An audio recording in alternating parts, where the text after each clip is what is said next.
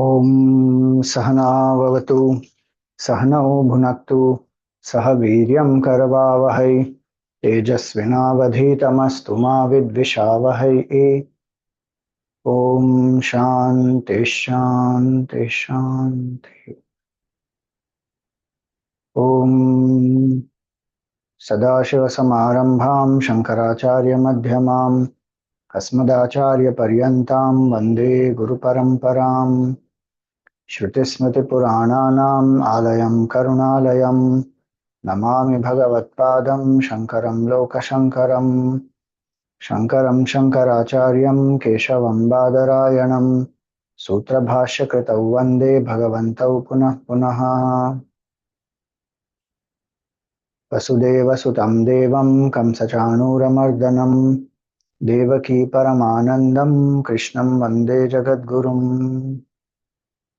समस्तजनकल्याणे निरतं करुणामयं नमामि चिन्मयं देवं सद्गुरुं ब्रह्मविद्वरम्। हरि ओम, salutations to all. So in the 12th chapter we saw Bhagavan gave us about the pointers of the self, and we saw that how each of these are to negate who I am not on one hand, as well as to assert what is my true nature.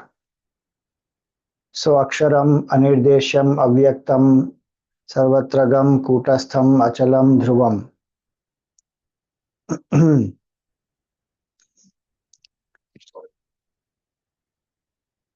These are the pointers given. 8 pointers are given here. Now, Bhagavan gives conditions for understanding that am I ready for formless worship or am I not? Because human tendency is one generally thinks ki what is the best, I want to just go for that straight away. Whether I am ready for it, eligible for it or not, one doesn't think. And especially somewhere this has gone into the minds of people that idol worship is lower, Murti puja we should not do, and those who are meditating, those who worship formless truth, they are greater, they are more evolved, and there is a certain primitiveness that they associate with Murti puja. I remember some few years back, there was a very interesting workshop that we did in one of the colleges in South Bombay, and youngsters were very inspired, and it was a workshop done by one of our UAVs, means the young people whom we train for 3 months, and then they go out and share the knowledge and they serve the country that way for a total of 1 year, 3 months of study and learning, 9 months of service. That way 1 year they gave for the country. So one of our UAVs went and did a whole program and workshop, and very inspiring it was, on spirituality, on God, and why, who is God, what is our understanding of God, and all that. As a follow-up of that, we said there is a follow-up discussion class, study class, which weekly we study systematically Vedant, and you can come to our center. The center is on C Road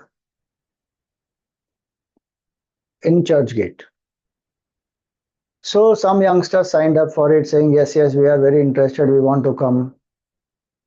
And on that day when they came there, obviously now one day when they came to a center, we have an altar where Gurudev's picture is there, Ganesh ji is there, Padukas are there, and then Krishna Bhagwan is there. The moment they entered the center, they said, "Oh, you people do idol worship. We didn't know that. No, we don't want to attend."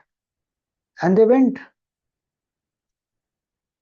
It's very stunning actually, because that has been fed into our heads and we don't think also that what is Murti Puja? Are we worshipping an idol there, or we are invoking Bhagwan and worshipping a form?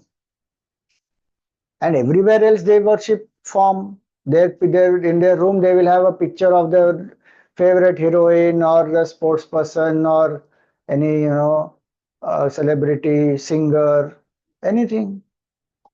Is that not idol worship? Then one tries to dress like them and talk like them and so many things one does. So there's some wrong notion, weird notion that one has. And so one wants to go for formless worship. Now you see here, Bhagwan says, okay, you want to do formless worship? Fine. Do you have these three qualifications? Then this will work for you. If not, this will give you more trouble. But Bhagwan only says very clearly. Fourth verse it is. Sanniyamya indriya gramam, first quality. Sarvatra samabuddhayah, second quality. Te prapnuvanti mameva sarvabhuta hite rataha. Sarvabhuta hite rataha is the third quality. Who has these three qualities? And each one is at one level of our personality. Sanniyamya indriya gramam, it is at the sensory level, body level. Then Sarvatra samabuddhaya is at mind level. Equanimity at all times, everywhere. And Sarvabhuta hite rataha, intellectually having that selfless attitude, I want nothing, I am doing it to serve. And then externally, of course, one goes and serves. So body, mind, intellect level, if I have these three qualities, then I am capable of contemplating on the formless. Now what are these three qualities? First and most important one, there only one fails. And the important point also to understand here is, if the first one is not possible, then the second one won't happen. If second one is not happening, third one will not happen. And we need all the three. If somebody says, I am worshipper of formless truth, but I don't need to do any sense control because truth is consciousness, truth is infinite, truth is inside, outside, everywhere. What is this world? It's an illusion finally. Why do I need to live in self-control? I will do what I feel like anyway, it's an illusion. That person cannot contemplate on the formless. Impossible. Because that's a very fundamental contradiction there. To contemplate on the formless, I should withdraw from all forms. If my senses are not in my control, I will run behind forms. By form, I mean any object of our senses. 10 senses we have, all 10 senses. I want to eat something nice, I want to sleep, I mean drink something, watch something, read something, go somewhere, travel with people, so many. The extrovertedness will be very high.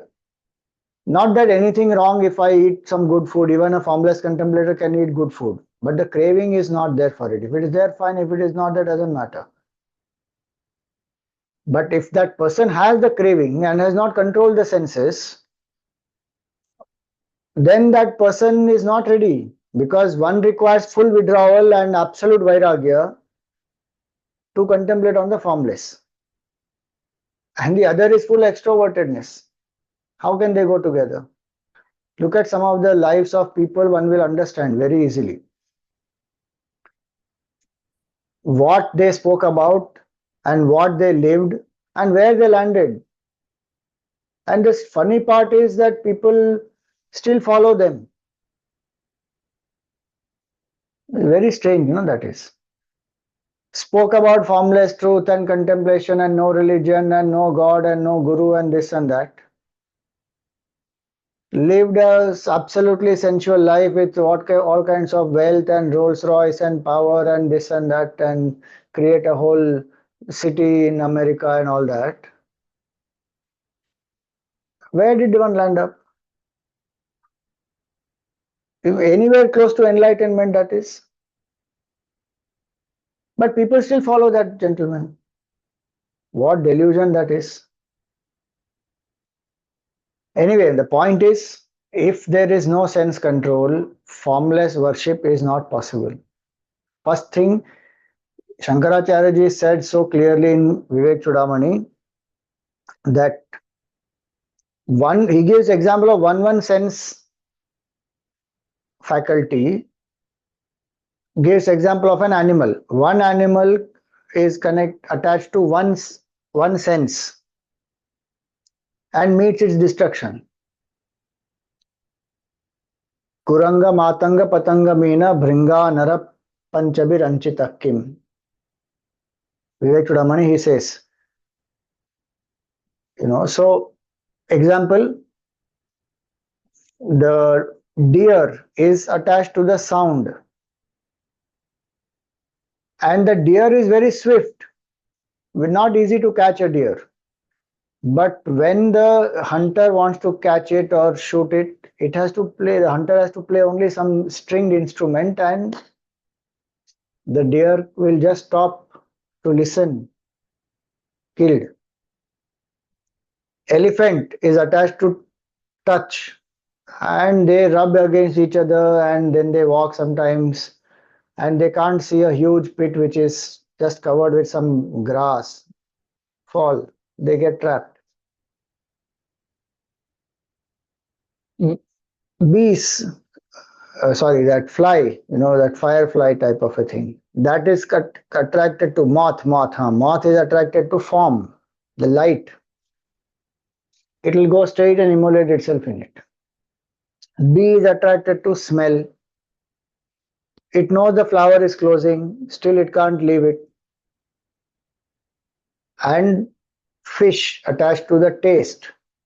The bait is there, it will get caught dead. Shankaracharya ji says each of them is attached only to one. What about human being who is attached to all the senses? What will be the condition of human being? So sense control very, very crucial.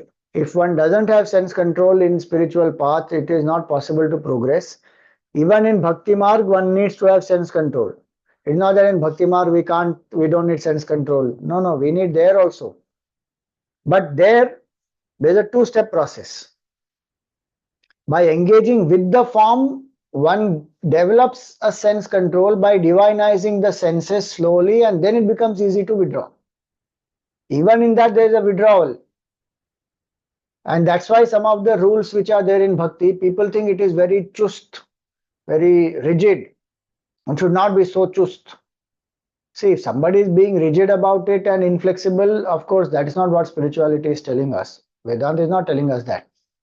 But if we understand certain rules which are there, that without offering food to Bhagwan, you can't eat. Now the idea there is that I will eat only things which can be offered to Bhagwan. Things which I can't offer, which are not healthy for me, not healthy for, it is not good for Bhagwan, you can't offer such things to Bhagwan, then I will also not eat. Now automatically withdrawal happened or not? Like that, when one is sitting for puja, then when one is focusing only on chanting Bhagwan's name, the form of Bhagwan, and then the flowers and the agarbatti and the light and the ringing of the bell, all that, from every other sense object I have withdrawn and my focus is only on Bhagwan and offering everything to Bhagwan. So I'm using my senses but only for Bhagwan. So I'm divinizing the senses. So that is one step. And dropping my cravings. Because if I really focus on the offering, puja, japa, whatever sadhana I'm doing, then what will happen? I will feel a certain joy, a certain quietude, a purity. I feel certain, happy, blissful state in my mind. Automatically the taste for other things reduces. Because the joy within is much more fulfilling and lasts for longer because of sadhana. Then external things don't attract so much. Then the second step happens where one doesn't have to struggle to control the senses. If one is sitting for contemplation on the form or the formless, the mind automatically focuses because the senses have already been controlled. So, sanniyamya indriya gramam. By engaging the senses in bhakti, it becomes easy to divinize it, and then we are able to withdraw. If somebody is not engaging with the form worship and they want to do only formless, just sit and withdraw, fine. But if one has no control, that will not work. Because the mind will start bringing all kinds of fanciful objects in the mind for distracting. Because it is not ready, it can't do contemplation on the formless. Vijay Chidananda Rupa Shivoham Shivoham. And the mind will think of some Shivsagar restaurant, some Faluda, and with this person I went out, and oh, such a lovely time we had, and then we went for this movie. And what is one doing? Chidananda Rupa Shivoham Shivoham. Where it will happen. So, first quality Bhagavan says, Sanniyamya Indriya Gramam. And what is the best example of sense control? The tortoise, which can engage when it is required and completely withdraw when anything little bit harmful also is there. Second chapter gave us that analogy. So one should train the senses accordingly. If one is, let us say, sitting to write something, then the full focus is here, nowhere else. The mind doesn't get distracted, senses don't tempt. Focus fully here. In that way, the cravings of senses one should become alert and aware of. And slowly sublimate all those. That is hard work. That is spiritual growth. So first quality is that.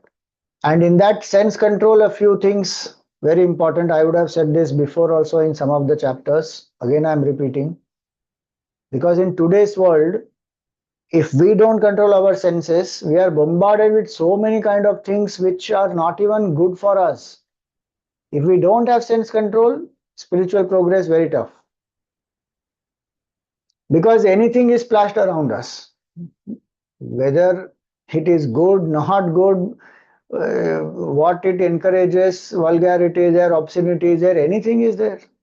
Where will we develop if we don't have sense control? So it's our responsibility. Things are not going to drastically change suddenly outside. So one has to have that control. If something is not conducive, withdraw the attention, turn the mind somewhere else, start doing japa, all that. So few points in sense control, how to develop sense control. First, deny to the body what is harmful to the body and mind. Don't consume anything that is harmful for my health, physical, mental, intellectual, spiritual, all. And if I know this is not good, I should just drop it. Whatever it is, smoking, drinking, alcohol, any type of addiction, gutka, pan, tobacco, whatever. I should just drop all that. Not good for me. These are harmful. Some other habits, getting addicted to phone, getting addicted to late night browsing. There's something called reverse procrastination. Reverse bedtime procrastination. Where one is not sleeping, even though one is feeling sleepy and it is time to sleep, but one is still browsing on the phone. Why? Because one wants a feeling of control, that I have control over my time. Whole day I had a lot of pressurizing things to do, work pressure was there, I could not do what I really wanted. And so though I am tired right now, I want to browse. Why? Because that gives a sense of freedom to me, control to me. This is my control. Full day I didn't have, now I have control. Those things are harmful. They are to be dropped. So deny to the body what is harmful. Avoid that. That is the first step in sense control. Second, delay the gratification of what is permitted or what is not harmful, which can be enjoyed. Meaning, don't impulsively engage. If one is reading something, writing something, suddenly the mind says, I think I should eat something fried or something sweet, and get up and go and eat. No. You say, I finished this, then I'll go and eat. Delay the gratification. Third, moderation in what is permitted. No extremes in what is permitted. Don't say that what I drink alcohol in moderation. No. What is permitted?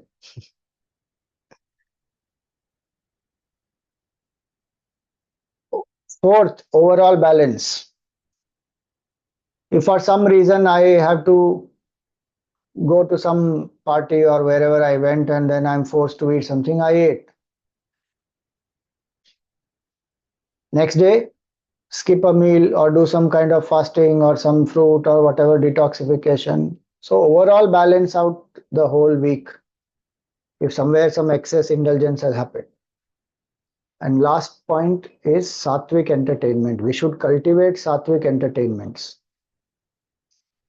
Entertainment should be such that it will refresh, relax, rejuvenate us, not make us dull, exhausted, fatigued, and then I fall down unconscious somewhere. So controlling the senses, very important. Sanniyamya indriya gramam. Then second quality he says sarvatra samabuddhaya. Maintain equanimity at all places. Why is equanimity required again? Because in any extremes there is energy dissipation. In equanimity there is conservation of energy. If energy dissipation happens, maximum energy is required by our body and mind for contemplation, especially on the formless. So if I don't have conservation, mental energy conserved, and I keep swinging to extremes, consistency in sadhana itself will not happen, because one day I will say I will do meditation, another 5 days I say no, I don't feel like doing, I will not do. That samatha, that balance is not there. One is swinging. Consistency cannot happen. Energy is not saved, so one will not be able to meditate for long. And there will be reactions which will create thoughts about the individuality. So it will defeat the purpose of meditation. So when I'm not having a balanced approach, attachments are there because of which I don't have balanced approach. If there's detachment, one will come to balance. If there's no detachment, one is attached somewhere. So raga and dvesha, attachment and aversion, is what creates the extremes. No rag, no dvesh is the neutral in between. That is samabuddhi. So easily one will get disturbed. Now, right now, October, was the hottest month in Bharat. Hottest October till now. That's what statistics was saying. It's okay, it's there now, heat, what can we do? Now in Middle East, in Saudi Arabia and all, now it is raining and there's snowfall there. Climate is going to change, global warming is happening, there are 20,000 factors involved in all this. So it is going to happen now, we have to adapt to the changes. Beyond that, what can we do? If we sit and fret and fume ki pata nahi kya hoga, if this happens, if that happens, I don't know, where is the world going? Unnecessarily we'll disturb ourselves. Somebody said something and I take it so personally, I feel hurt or I feel very elated. Oh, they praised me so much in front of so many people. Oh, I feel so nice. Now one is brooding on that. Where will one get equanimity? Where will one detach from this ego? Formless contemplation is detached from who I am not. And here I am not having equanimity, so I am strengthening the ego, either through depression or through elation. Some success comes, I am on the 9th cloud. Some failure comes, I am in the 10th hell. Oh, I can't contemplate steadily like that. That's why he says sarvatra samabuddhaya. Doesn't mean that my life will become dull, boring, emotionless. I don't feel anything. It is not like that. But one goes through a certain emotion, comes back to balance very fast. Doesn't lose the balance so easily. Sarvatra samabuddhaya means that. Does not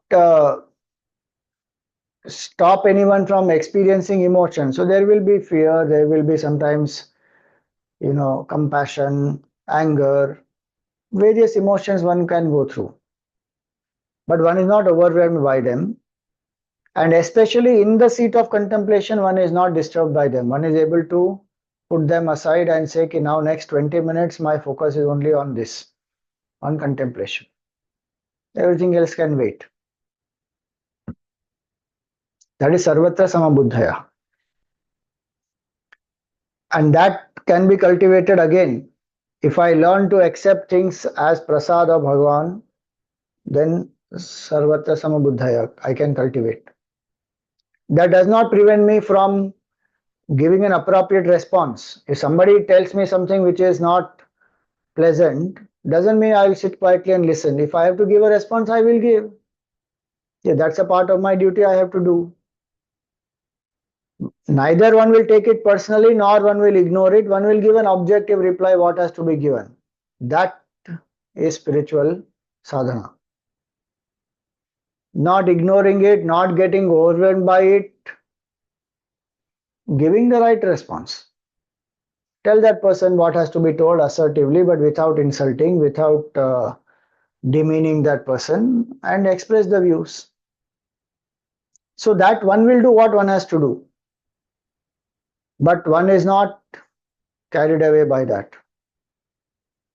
So that is Sarvatra Samabuddhaya. Imagine how much mental energy of ours will be saved. We get disturbed for small things, traffic disturbed, air pollution disturbed, somebody talking in the neighborhood disturbed, somebody didn't smile at me disturbed, somebody didn't reply on WhatsApp my message. I can see the blue tick, so they have read it, but now they're not replied. Now again disturbed. How many things are there to disturb us? Somebody's TV volume is high, okay, disturbed. Remote is not in my hand, disturbed. Array. Little things can disturb so much. How will I do contemplation on the formless? Gurudev used to give that example from Vivek Chudamani.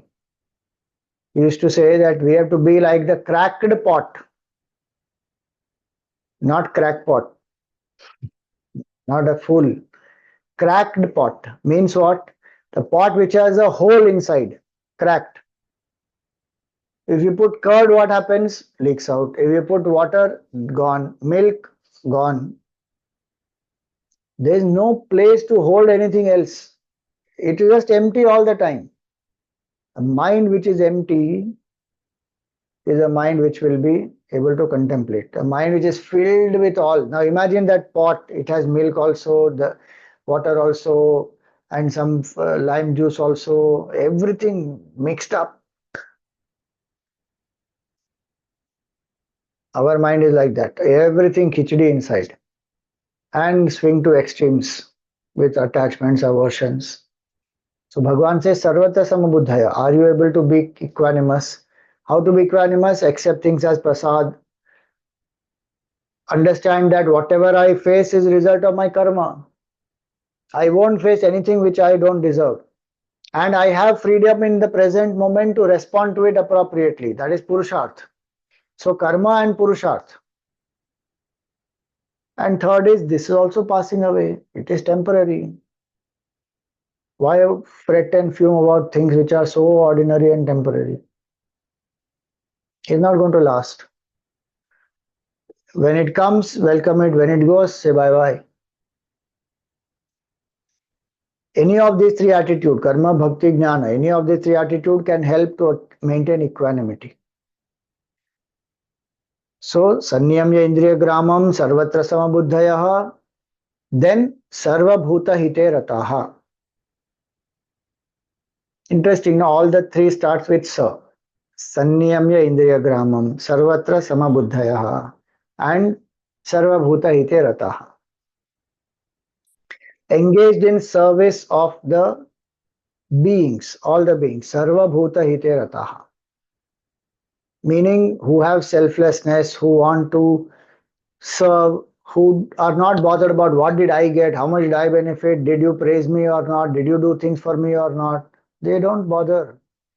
In fact, sometimes spiritual seekers are such that they don't bother about themselves. They are only concerned about others and serving them. In that, sometimes they forget about themselves also. They find joy in serving others. Even if sometimes they have to go through difficulty, they don't bother.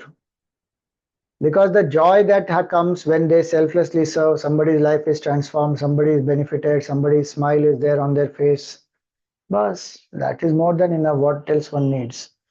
Now, that feeling of selflessness is coming out of a sense of oneness that we all are one. So, ego is not there. And in that service, what best one can do? One will do that service. So, if one has these three qualities, how do I serve people selflessly? Doing my duties, dedicating them to Bhagwan, doing my duties genuinely out of love for the well being of the opposite person, whoever that person it is, family, employer, employee, friend, whoever it is. Genuineness and authenticity. Today, they are very important words. How much fakeness is going around, Baba? Anything one is faking. Relationships, one is not being transparent. Social media, so anyway, people fake their identities, their name, their gender, their qualities, photographs with filters, everywhere you see. So much of facade and masking. Who is the real person? We don't know only. Service can happen only when one is genuine and transparent, when one is authentic. One is not pretending, imitating, putting up a false mask for the sake of impressing people. No. If there's something wrong or some weakness in me, I will improve, there's no doubt. I will be cautious so that that doesn't hurt anybody. But I don't have to put a false mask. I am who I am and focus on the strengths and keep moving. So if that genuineness is there, a sense of oneness is there, love and compassion is in one's heart, one wants to serve. A person who is really secure, no, they can serve selflessly like this. Otherwise, in service, one wants recognition. In service, one is expecting everybody will listen to what I say. In service, one is thinking that it will always be a rosy path. There will be lots of people who will always help and do many things with me. It may not happen. Not everybody can understand and come forward and serve selflessly.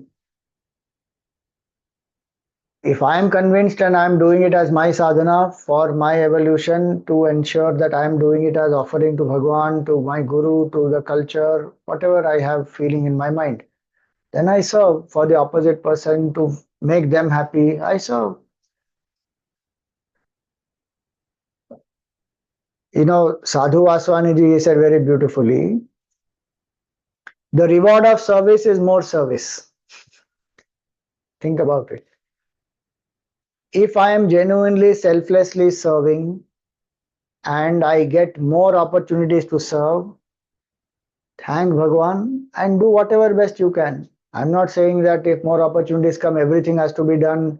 If you are not able to do for some reason genuinely, you can say, no, sorry, I'm not able to do. Nothing wrong with that.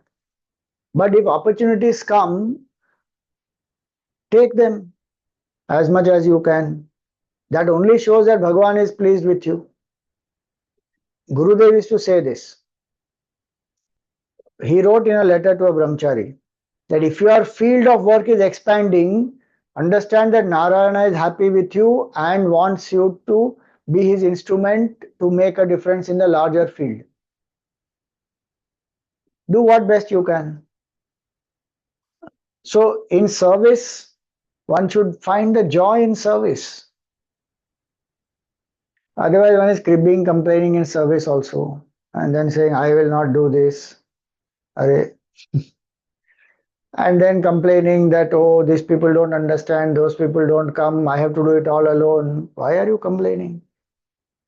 You can say genuinely as a feedback if it's too difficult, not a problem. But wherever I can accommodate, I find the joy in it and keep doing.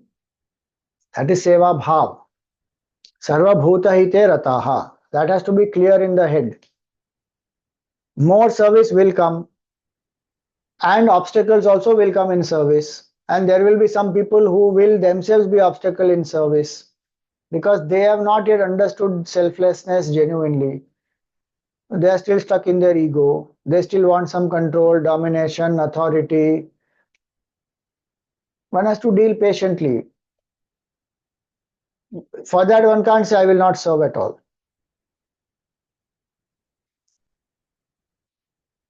Otherwise, Bhagwan Ram would not have taken all the monkeys and the bears and all with him. No, he could have easily gone, rescued Sita ji and finished the whole thing. But how much opportunity all of them also got, monkeys and the bears and everyone, and then they learned from Bhagwan. Bhagwan took them along. They experienced the love and compassion of Bhagwan. And they have a sense of achievement that we did this together. How much is there in service?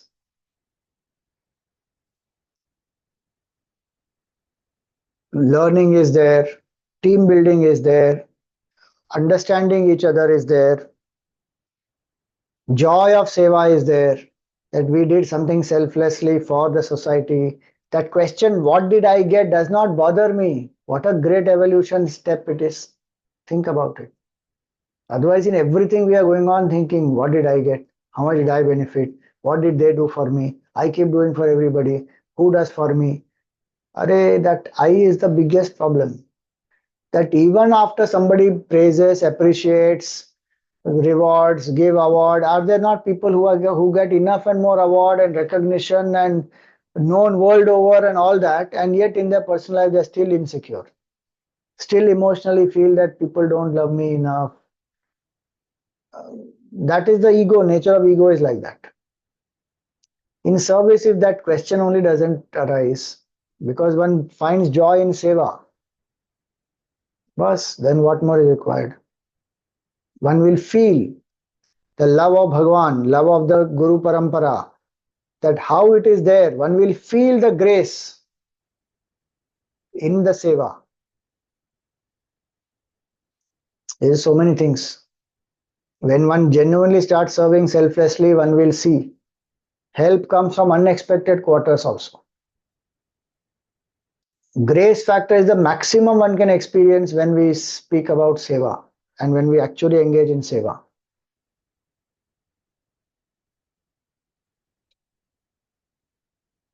So many examples are there.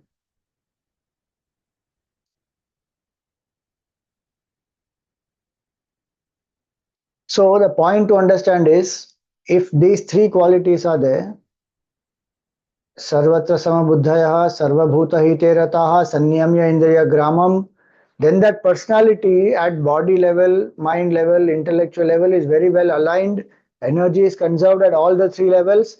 That person is ready for contemplation. And Bhagwan says, he actually gives a promise, te prapnuvanti mameva, they will attain me, meaning they will realize the truth. That's a promise Bhagwan has given. If we cultivate these three qualities, we can worship the form or the formless. Here specifically he is telling in the context of formless, no doubt. But even if you take that verse independently out and say that these are the three qualities I am going to cultivate. I choose to live in self-control. Even practically, suppose you say after the satsang is over, you sit and identify, okay, this is one sense engagement that I am doing which is harmful for me. I will refrain from it or I will reduce it and then stop it completely. Then one step one has taken in evolution. If one says from tomorrow onwards I will practice equanimity and I will not crib and complain, I will try to live moderately, no extremes, one is taking a step. If one says genuinely I will go ahead and serve, one is proceeding in evolution. So one can take it out separately also and practice. And Bhagwan says, whoever has these three will come to me. As I said, first will lead to second, second will lead to third. All will come one by one. You can start with anyone also, in between also if you do. Suppose you say, no, sense control right now I don't know, but equanimity I will try. Okay, try. Then the other two will come slowly.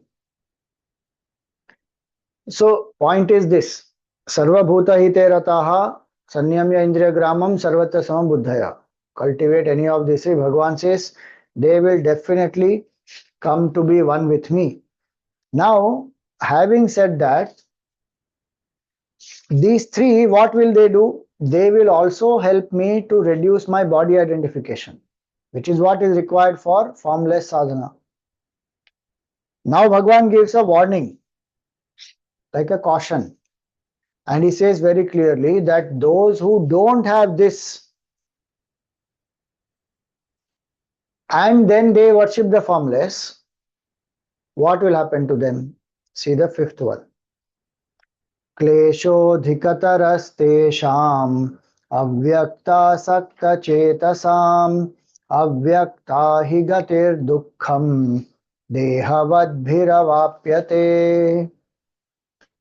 So clearly Bhagavan says, Klesho adhikatarah tesham. Those people who are very attached to the formless, avyakta sakta chetasam. Avyakta is formless here, unmanifest, formless, absolute truth, consciousness, whatever you call it. Asakta, they are fixated on that. I will worship only formless. This form, I don't want to worship form. Okay, do formless. But if you don't have those three qualities, what will happen? Bhagavan says, Klesha adhikataraha. Great will be their trouble. Why? Because they are not ready for it. If a student of second standard goes and sits in a PhD class, what will happen to that student? Klesho adhikataras tesham. I want to be a doctor. I will sit only in PhD class. Arey, you have not completed second standard, third standard. You are sitting in that. Klesho adhikataras tesham. That is what will happen. If suppose you say that my friend is able to do strength training and lift weight which is 30 kilos, I will also try. Go and do. Slip disc will happen. Then what? Klesho adhikataras tesham. Eligibility is only not there. You are aspiring for high things without any eligibility. So Bhagavan is very clear. He says they will have more trouble. Why? Avyaktahi gatir dukkham. Not only they will have trouble, they will be miserable. Gatihi dukkham, he says. Who? Such people who don't have those three qualities and they are very highly attached to the body. Dehavadbhiravapyate. Those who think that I am the body, that deep notion is that I am this body. And they have not cultivated these three qualities. Then what happens? Klesha and dukkha. These two things. Klesha in this context is disturbance. Don't think klesha is pancha klesha which is there in the yoga shastra. Avidya, rag, dvesh, abhinivesh. Not all of those. Asmita, all that. No, not that. Klesho adhikatara is great, is that trouble, disturbance, and they will finally end up in dukkha. Gati is where you land finally, dukkha. Avyaktahi gatir dukkham. Why? Because law of spiritual evolution is very simple. If I think I am the body, means I have a form, that means God also has a form. So means I should worship God who has a form. If I think I am not the body, then God does not have a body, God does not have a form. As simple as that. See, honestly speaking, if we go one step ahead from the body itself to the jiva, as a mind and intellect complex, we don't have form even as a jiva. Hundreds and millions of lives we have traveled from one body to another and taken countless bodies, but by itself jiva is formless. Forget Atma and connecting to the Atma and Sachidananda Swarup, Brahman, Atma, consciousness. Even as a jiva, I don't have a form. But do we even think of ourselves as a jiva who is traveling in this journey to attain peace? We are identified with this body very strongly. So Bhagavan gives a warning here. He says that if you think you are a body and you contemplate on the formless, you will end up with more and more disturbance of the mind and dukkha. Either the mind will wander, or one will sleep, or one will not be able to abide in that state. So after some time one will feel very dry, dull, boring, कुछ नहीं हो रहा है, nothing one feels, because one is not ready. If one is ready for it, it will take off like anything. If one is not ready for it, what do you call that? It's like crash, no? Even for a crash, one should have taken off some height, no? This will not happen, that also. Bhagwan very clearly said, Klesho adhikataras tesham. Their mind is very greatly disturbed.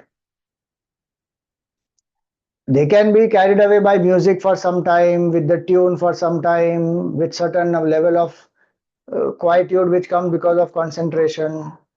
But after that, the mind goes berserk.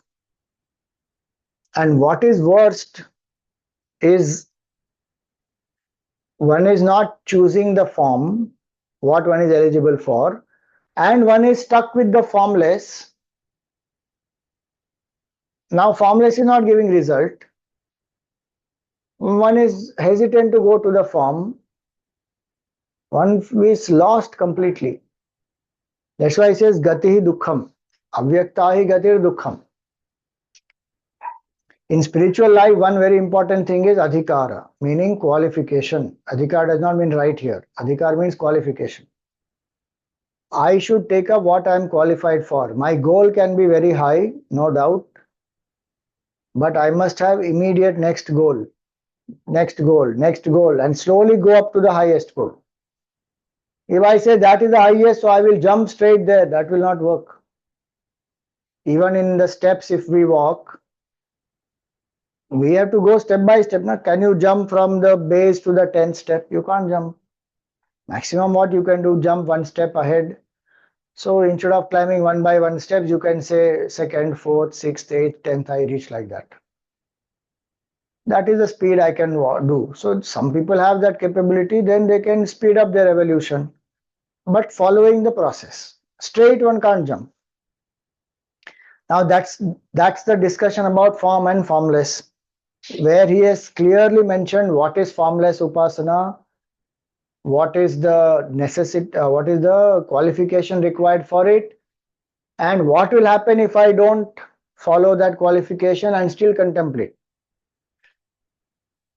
Now, having said this, now he goes on the form side, and he says that those who worship the form, how they will get liberated. See, those who worship the formless, if they are ready for it through those pointers and through those qualities what were given, 3 qualities, Bhagavan said, Te prapnuvanti, they will come to me. If they have those qualities. If they don't have the qualities, what will happen? They will suffer. So formless has been concluded. Now he comes to the form. Remember last class we did discussed about 2 examples, one of a cat, other of the monkey. So the cat will lift the kitten and go. Kitten only has to surrender. The cat will do everything. That is Bhakti Marg. Bhakta is fully dependent on Bhagwan. And monkey, the baby, the young one has to hold tightly the monkey. That effort is on the baby's part. Monkey jumping from one branch to another. If the baby loosens the grip, the baby will fall. So that contemplative student is that monkey example. Markata Nyaya it is. That is what Bhagavan covered now.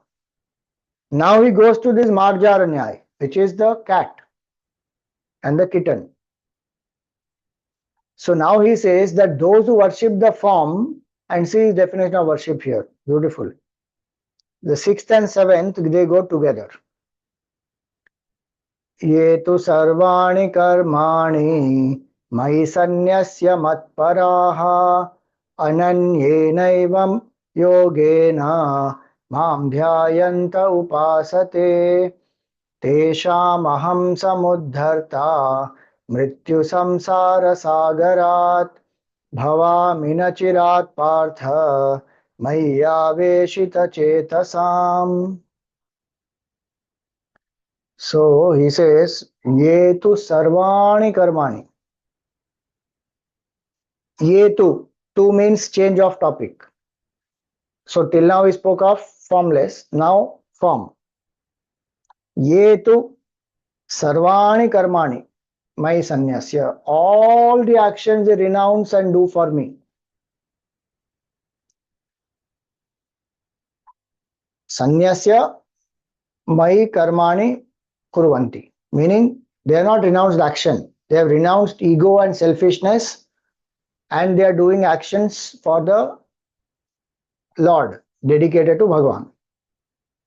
Ye tu sarvani karmani. First we will see the basic meaning, then we go into the deeper one. And why do they do that? Because mat paraha. They know that Bhagavan is the supreme and they want to realize oneness with Bhagavan. So they do all actions dedicated to Bhagavan. Because they understand that capability to act also Bhagavan has given. Circumstances, people also Bhagavan has brought. Action, energy also is because of Bhagavan. Result also comes because of Bhagavan's grace. The whole thing is grace of Bhagavan only. Simply our ego says, I am doing it all. Mat paraha. So they surrender and they say Bhagavan is the supreme and we dedicate action to Bhagavan. What is their bhav? Ananyenaiva yogena. Ananya bhav it is. With no other expectation in the mind and with no other thing as supreme. Bhagavan is the supreme. With that single pointed bhav. Ananyenaiva yogena. Mam dhyayanta upasate. He says that they meditate on me. Thinking of me as supreme, meditating upon me, they do their actions in that state of bhav, surrendering the actions to me. Such devotees, what happens?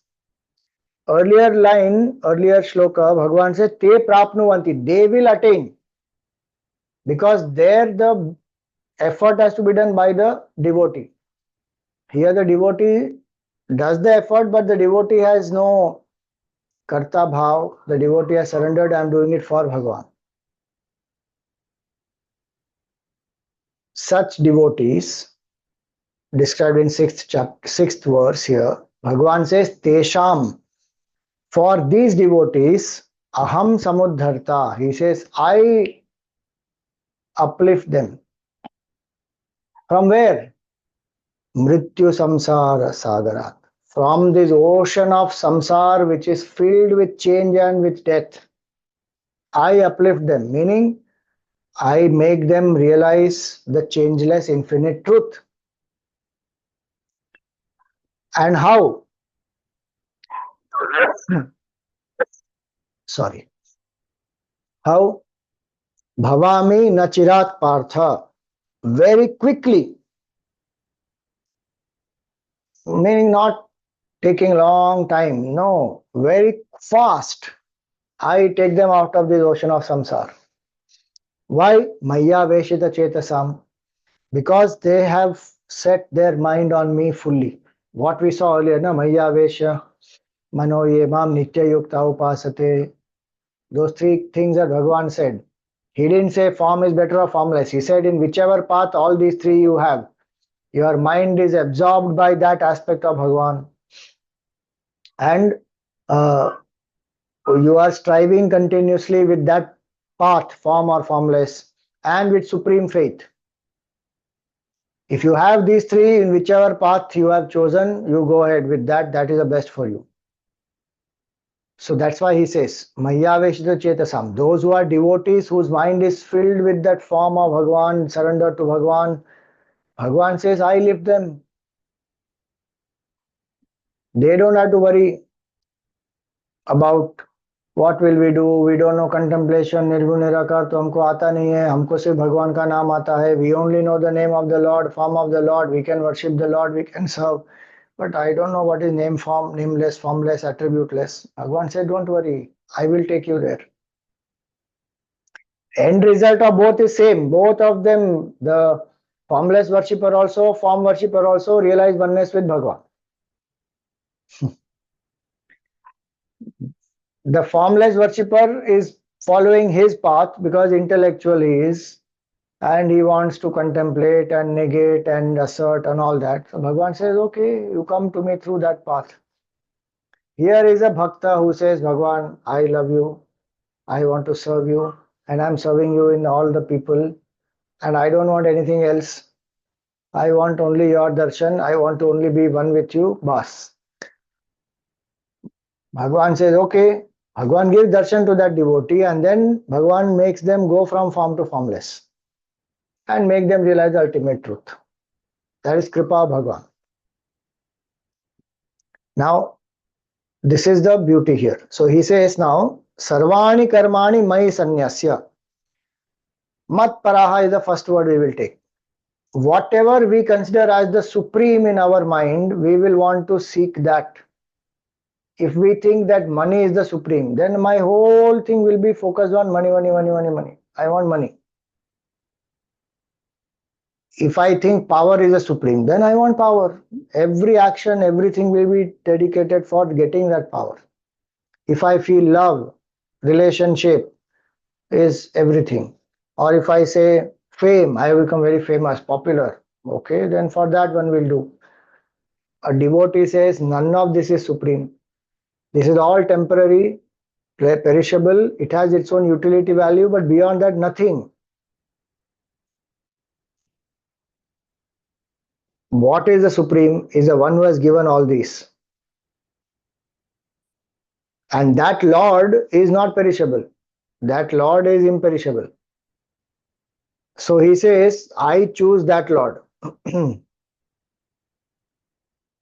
Mat Paraha, who considers Bhagwan as the supreme. Things will come, things will go. Bhagwan will always be with us. One who thinks very clearly that what is the supreme? Anything that is perishable can't be supreme. One aspect. Second, anything that is dependent also can't be supreme. All these are dependent or not. People also dependent, power also dependent, position, name, fame, money, they all are dependent on something or the other. And they are dependent on Bhagwan ultimately, because that is the source of everything. One who depends on Bhagwan alone depends on none of these. Because Bhagwan is independent, Bhagwan doesn't need anything else. So if one understood that very clearly, that there is nothing greater than Bhagwan. And human life, the possibility, the best I can do with human life is realize infinity.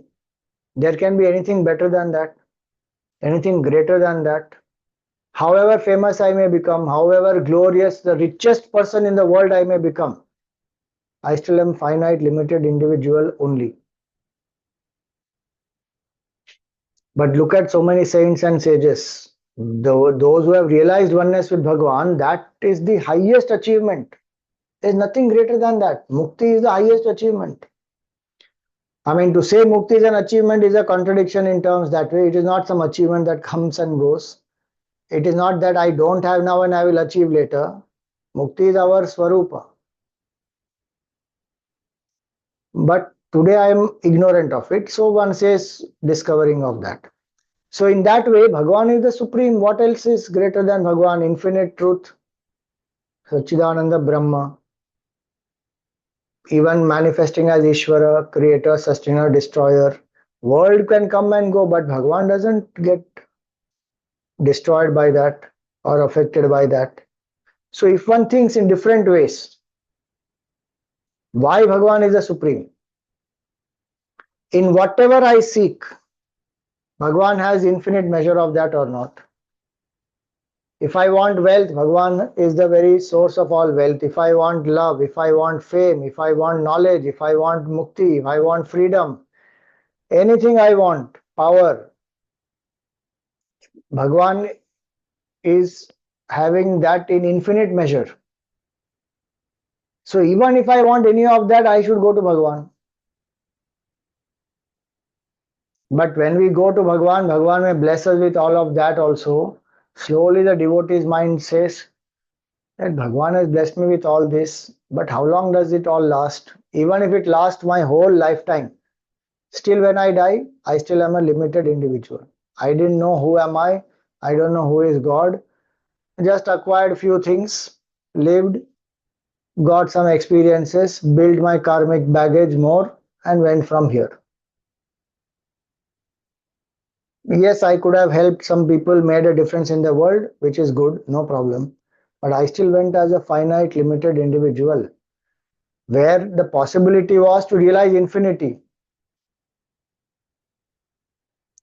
That's why this Matparaha word is very important. If I understand that Matparaha word clearly and reflect more about it, what all I consider as the greatest in the world is still limited, perishable, and only a small infinitesimal part of that infinite truth. The more one thinks of that, the more one will get the intellectual clarity that Bhagwan alone is infinite and supreme. Then the bhav will come. If the clarity is there, then this Ananya bhav will come, where one depends only on Bhagwan. You know, this very nice example Akhandanandji gives, that there was one father, and he had 4 children, and there was a servant who used to take care of him and all that. And these children, some of them were out of the town and they were working somewhere. One of them was with him, and now the father is on his deathbed and he is going to die. So he was writing his will, and he finished it, and in a few days he died. Now all the sons, everybody has come, and they opened the will. What they found is the father has written in the will that all my property, wealth, everything, I give it to my servant, and my sons can choose any one thing from whatever I have. They can choose whatever one thing they like. Now the sons, when they saw that, they said, Acha. So somebody said, okay, I choose this particular, the gold ornaments, or I choose some money, or I choose this house, like that. Each one chose one thing. The youngest son was the most intelligent one. He said, I choose this servant. So everything is written for that servant. The servant has become the owner. He chose the servant only. So everything becomes his, including that servant now. Our life is like that. We are going on sitting and choosing, okay, in the world I want this, I want that, I want that. Arey, Bhagwan is the owner of all this. Arey, choose that Bhagwan. Who is more intelligent? All the other sons chose one thing of the father. This youngest fellow said, I choose this servant only. We choose one thing of the world. Bhakta says, I choose Bhagwan. The whole world belongs to Bhagwan. That's why you see so many Mahatmas. They can achieve anything they want. They can manifest anything what they want. They can help others. They can do anything, because all powers they will have. Not that they want those powers, it has come because they have surrendered fully. That's a different matter. But the point is this, so many people think that ye to bichara bhagat aadmi hai. Arey, bhagat is the most intelligent one. In village language, sometimes it is said, bhagat jagat ko thagat hai, bhagat ko thage na koi. It is not that bhakta is some bichara bhala admi and simpleton, and he has not seen the world of money, power, positions, status and all that. One has seen, one has understood, even if one has not experienced everything, it doesn't matter, because once one thinks very clearly, one knows, they are perishable. Choose some things for seva, some things required for sadhana. Beyond that, what? One says, I choose Bhagwan, mat paraha bas. Once that matpara is fixed, that Bhagwan is the supreme goal, and my goal of life is I want to realize Bhagwan. Call it whatever name, call it Bhagwan, Mukti, Paramanand, Atma Sakshatkar, God realization, knowing the truth, experiencing the reality, moksha, self-realization, whatever name one calls it. It is the same thing. I want that. If that matpara is clear, then the next step is ananyenaiva yogena. That bhakta loves Bhagwan alone. No one else, nothing else. Oh, that means that bhakta will not love anybody? No, bhakta will love everybody because they are connected to the divine and they are appearances of the divine. Again, Akhandanandji gives a very nice example in that. He says that this, a wife, so a woman marries and comes from her house to the husband's house. Now, her husband she is married to the husband, so she loves the husband. Now she is not going to think of any other person, because that commitment in marriage is that. Today people are doing any nonsense. Both husband and wife decide to have extramarital affair, and they think that this is a healthy way to have our relationship going nicely. A stupidity. Our Sanatan Dharma is very clear. You commit to one and stay with one, and great evolution happens in that. Unless obviously it is a toxic relationship where one is getting exploited and all that, then of course one leaves and goes, but otherwise no. So this woman is married to the husband, and whoever is connected to the husband, she serves them because of their connection to the husband. If they have no connection to that husband in some way, then it will not be considered appropriate to have relationship with that person. So the husband's parents will become the in-laws, husband's brother will become, whatever you call, devar and all that, so brother-in-law, like that.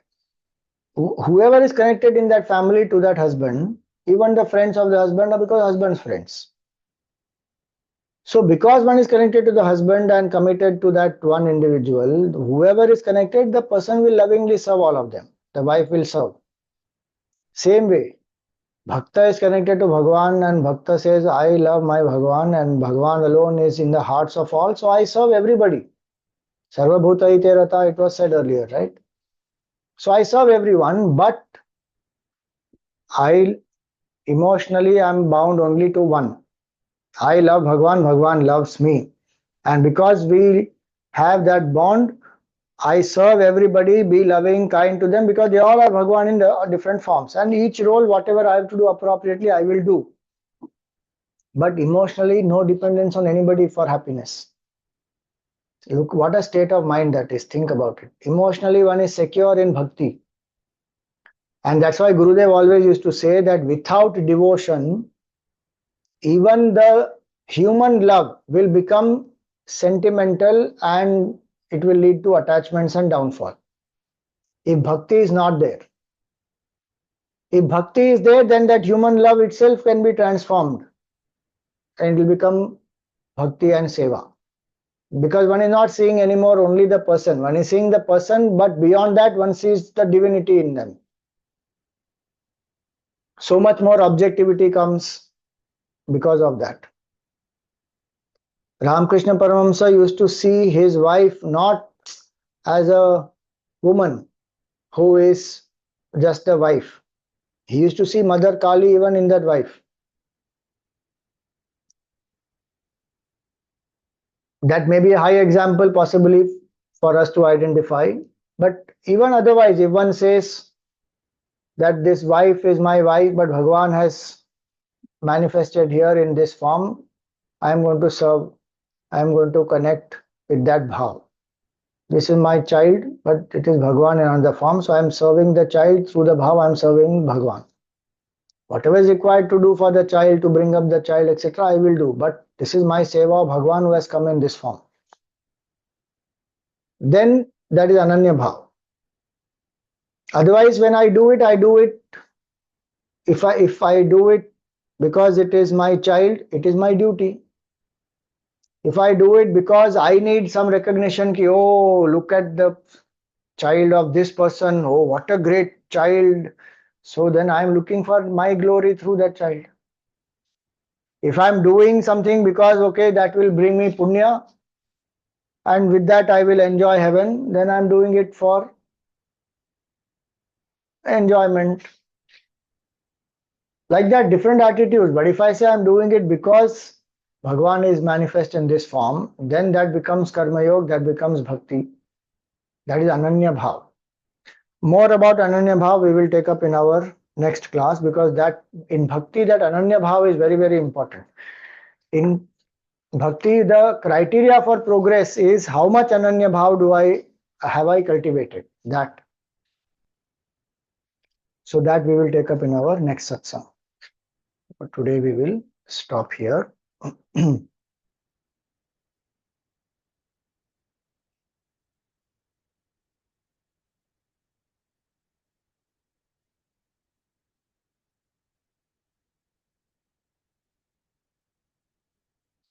So we thank all our Yajmans, the main Yajmans for all the sessions, Kalpana Morparia ji, Parag Wag, Bharat Khanna ji and Vandana Jagwani ji.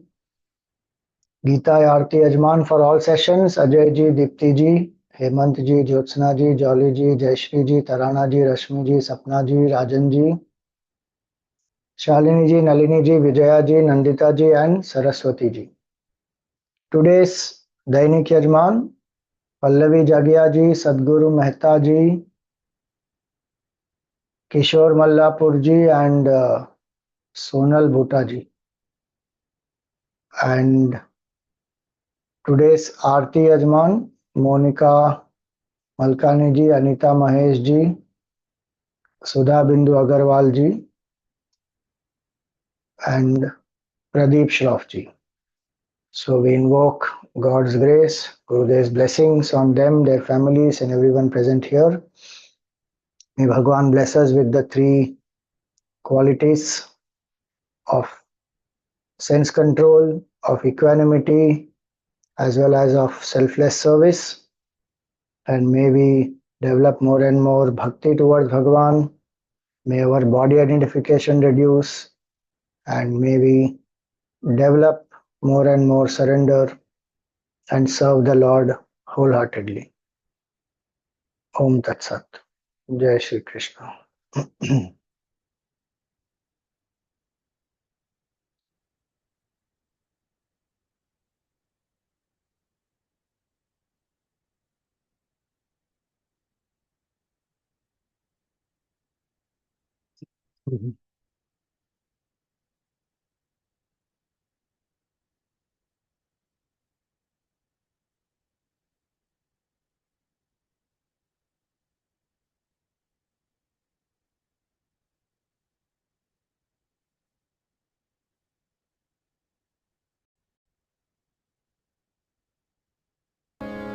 ॐ जय भगवद्गीते मैया जय भगवद्गीते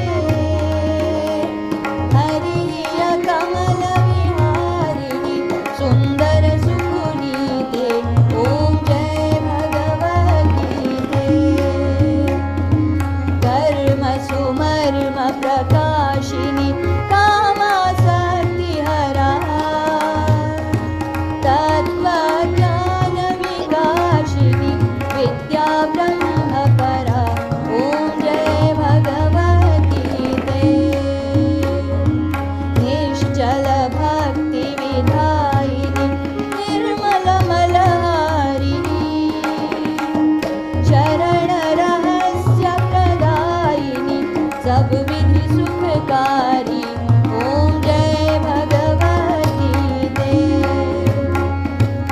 रागद्वेषविदारिणि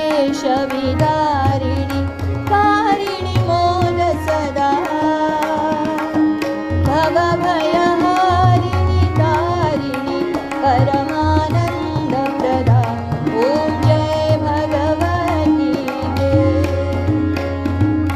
आसुरभावविनाशिनि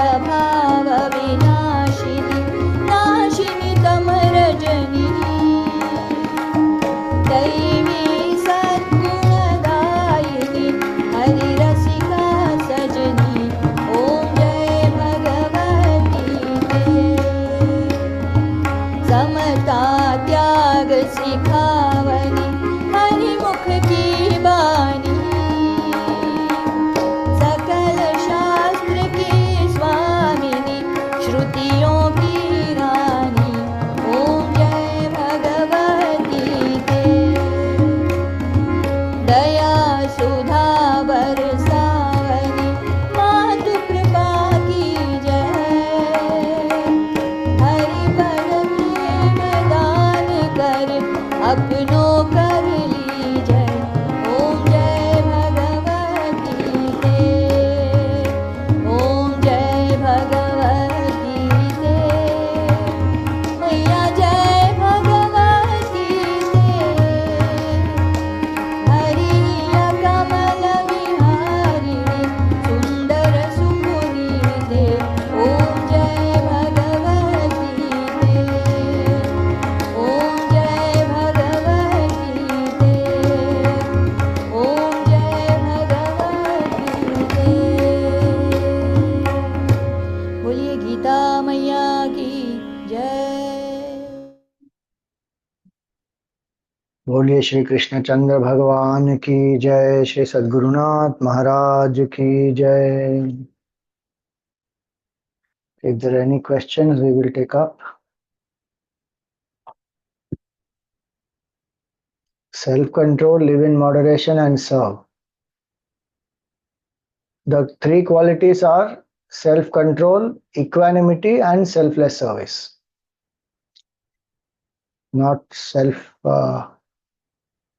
not just live in moderation. Yeah.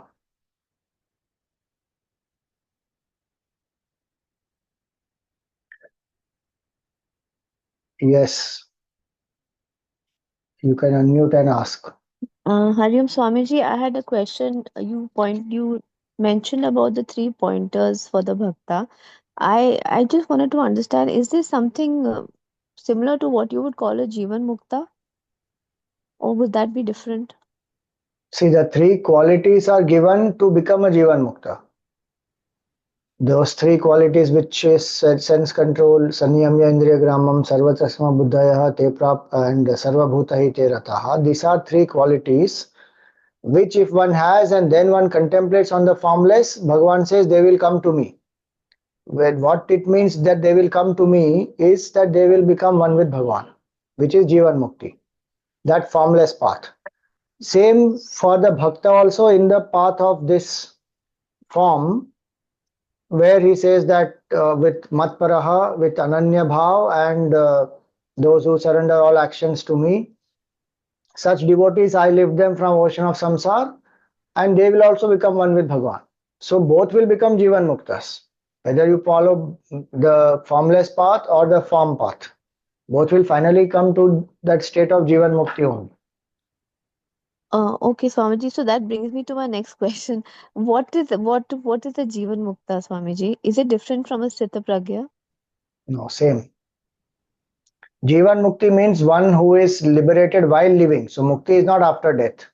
While living, one who has realized that my nature is Sachidananda Atma, I am not this body, mind, intellect. One who has that Dridha Nishtha, that Atma Nishtha, what we call, that person is called Jivan Mukta. And the same is Sthita Prajna. One whose Prajna is Sthit, whose wisdom is steadfast. And what is that wisdom? That I am Sachidananda Swarup Atma. So Sthita Prajna is the same as Jivan Mukta, is the same as a enlightened Bhakta, is the same as a Gunatita, is the same as a Sannyasi. All mean the same thing. Okay, Swamiji. Thank you. Hariom. Hari Om. ॐ पूर्णमदः पूर्णमिदं पूर्णात् पूर्णमुदच्यते पूर्णस्य पूर्णमादाय पूर्णमेवावशिष्यते ॐ शान्ति शान्ति शान्तिः हरिः ओम श्री गुरुभ्यो नमः हरिः ओम